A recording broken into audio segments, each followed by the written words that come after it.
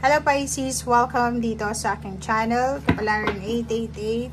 Welcome guys. Alamin natin kung ano yung weekly tarot reading mo sa linggong ito. I hope na makaresonate ka. I hope na makuha mo kung ano yung energy na gustong ipahiwatig sa'yo ng ating baraha. Pisces, friendship.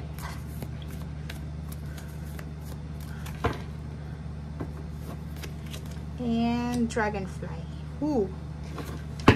Okay, Pisces. First two cards natin dito is from your spiritual helpers to. From fairies. Okay. First card mo is friendship. Friendship naman is hindi lang naman ito doon sa mga friends na tinuturing natin. Like, I mean, mga hindi natin kadugo, mga kaibigan, parang ganun.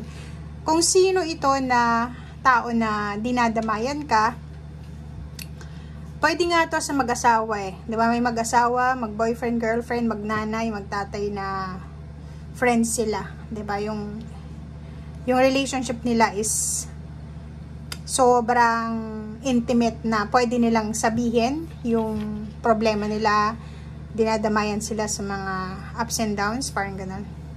So, dito, nurture your relationship, Pisces. So, sa linggong ito, kailangan mong bigyan ng oras, panahon, yun, time, energy, ano pa ba, ang kailangan mong ibigay sa mga taong dinadamayan ka.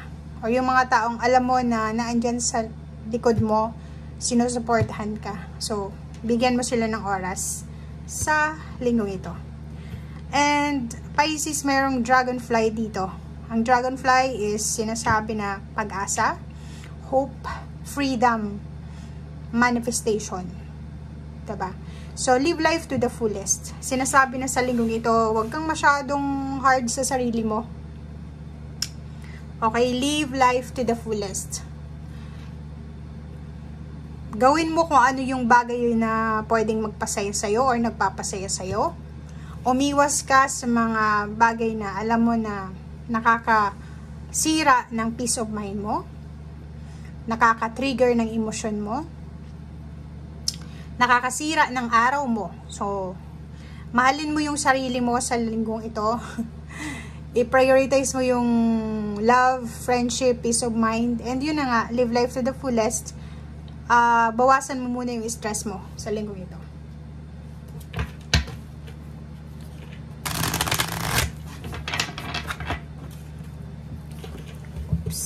Wait lang guys.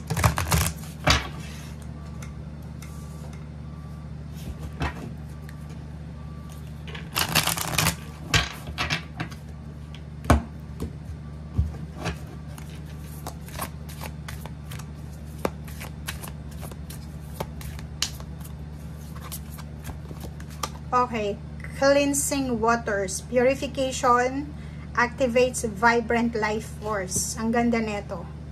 So, kumuha tayo dito ng 4 cards, guys. 4 cards para to sa lahat ng Pisces.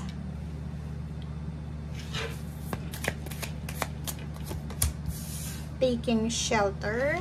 And last card natin is overcoming. Wow! Ang galing. So, yun. Ang message sa'yo ng second deck natin is sobrang ganda. Kasi, unang-una itong cleansing waters is yung ano to eh, detoxification. Ang pwede mong magawa sa linggong ito is mag-water detox ka. Diba? Especially kung nasa lugar kang sobrang mainit. Para hindi ka ma-dehydrate. Drink water. Yung tamang tubig. Maligo araw-araw ng ilang beses kung sobrang mainit. Be at peace. Pwede kang maligo sa dagat, sa river, or sa bahay nyo. And connect with the water. Or kung ikaw water sign, mga water sign lang din yung kailangan mong kausapin sa linggong ito. Diba? Kalma. Yun yung sinasabi. So, parang sinasabi ng baraha sa'yo, kailangan mong kalmahin ang iyong sarili, magpahinga sa mga issues, umiwas sa mga issues, umiwas sa mga negativity. Okay? Second card is Great Adventure. Isang plano na posibleng pinag-iisipan mo pa lang.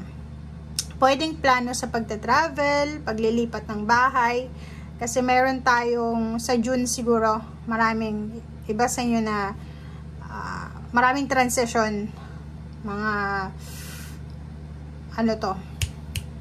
transition sa buhay. Okay? So, yun, wag kang matatakot, take a risk. Okay?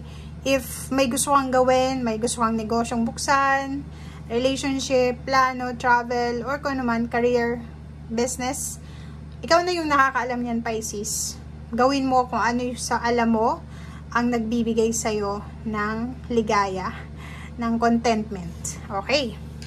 Taking shelter, so yun. Kung may mga katanungan ka sa buhay mo, maraming hindi ka maintindihan sa mga nangyayari sa ngayon, ang sagot daw ay nasa sa'yo. Okay? Within you. And lahat daw ng mga issues, negativity, mga problema, pagsubok sa linggong ito ay posibleng ma-overcome mo. Okay? Lahat pwede mong matapos ito. Mapatrabaho man yan, problema man yan, or kano pa man, matatapos mo siya sa linggong ito. Oops, sorry.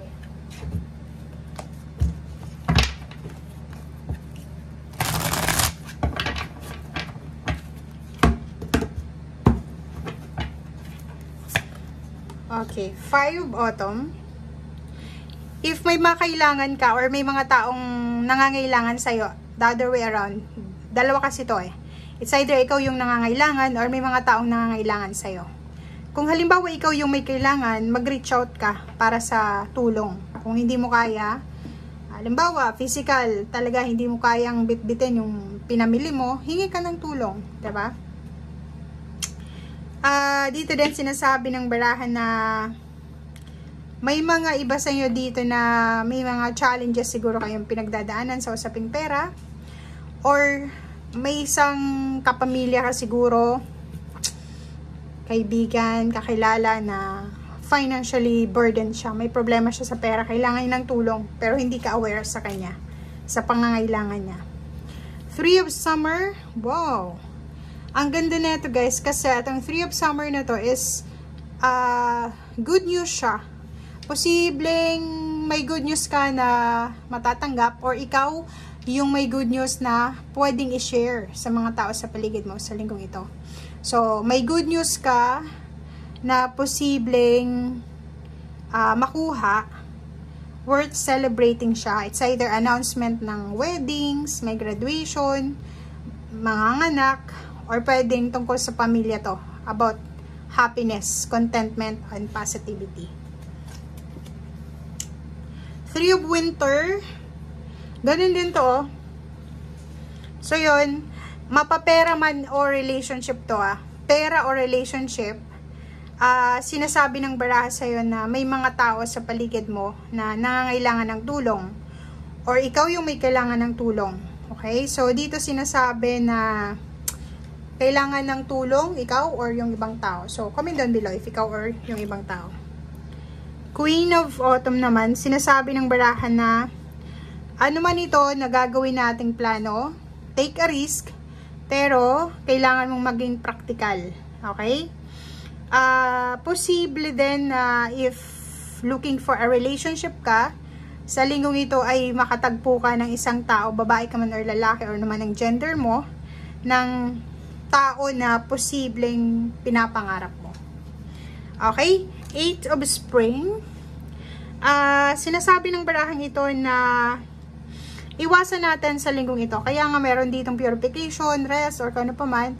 Iwasan natin sa linggong ito yung stress. Stress dahil sa sobrang busy ka. Stress dahil sa pinagsasabay-sabay mo yung trabaho. Nagmo-multitask ka.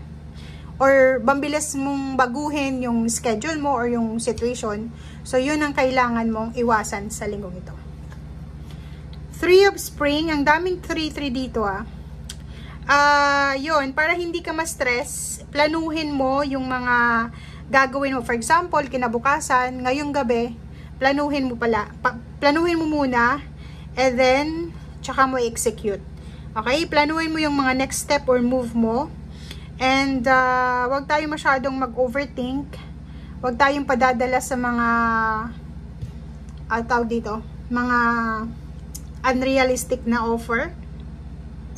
Magpasensya, dahil pag mapasensya tayo, doon natin makukuha yung success sa patience, diba? Pag aggressive tayo, hindi natin makukuha yung success. Nakakaloka yung baraha mo. 5 of Spring. Ingat din kasi sa linggong ito ay posibleng ikaw ay makatagpo. Kung may relationship na mabubuo, meron din na relationship na masisira. Dahil sa magkakaiba-ibang mga opinion. Okay? So, iwasan natin yung pakikipagsagutan or iwasan natin yung ipahayag yung rights natin. Kasi minsan, mas okay na yon naisipan ng ibang tao na talo ka, panalo sila. At least, you have peace of mind. Karma. May karma dito na posibleng dumating sa'yo sa linggong ito. So, isang unexpected na windfall or inflow ng pera ang posibleng darating sa'yo. So, hindi mo inaasahan to. Or pwedeng inaasahan mo, pwedeng sweldo to. Or pwedeng yung iba si sweldo ngayong linggong ito or may magbabayad ng utang. Or ikaw yung makakabayad ng utang. Or ikaw ay nagpaplanong humiram ng pera. Or kung ano pa man. And last card natin is Princess of Spring. Yun. Dito siya sa Great Adventure. If may gusto kang plano nga na gawin, go. It's time to go after your dreams. Kung gusto mo mag-expand ang horizon, gamitin mo kung ano yung talino mo, kung ano yung meron ka sa ngayon. Yun, gawin mo siya. And planuhin mo yung mga next move mo. Okay? Thank you guys. Bye!